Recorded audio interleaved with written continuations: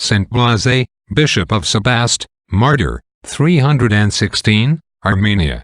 Saint Blase devoted the earlier years of his life to the study of philosophy, and afterwards became a physician. In the practice of his profession he saw so much of the miseries of life and the hollowness of worldly pleasures, that he resolved to spend the rest of his days in the service of God, and from being a healer of bodily ailments to become a physician of souls. The Bishop of Sebaste, in Armenia, having died, our saint, much to the gratification of the inhabitants of that city, was appointed to succeed him.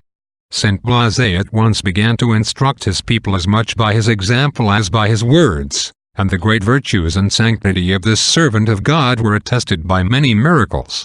From all parts the people came flocking to him for the cure of bodily and spiritual ills. Agricolaus, governor of Cappadocia and the Lesser Armenia, having begun a persecution by order of the Emperor Licinius, our saint was seized and hurried off to prison. While on his way there, a distracted mother, whose only child was dying of a throat disease, threw herself at the feet of Saint Blase and implored his intercession. Touched at her grief, the saint offered up his prayers, and the child was cured. And since that time his aid has often been effectually solicited in cases of a similar disease. Refusing to worship the false gods of the heathens, Saint Blase was first scourged.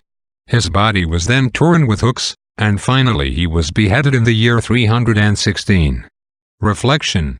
There is no sacrifice which, by the aid of grace, human nature is not capable of accomplishing. When St. Paul complained to God of the violence of the temptation, God answered, "My grace is sufficient for thee, for power is made perfect in infirmity." Amen.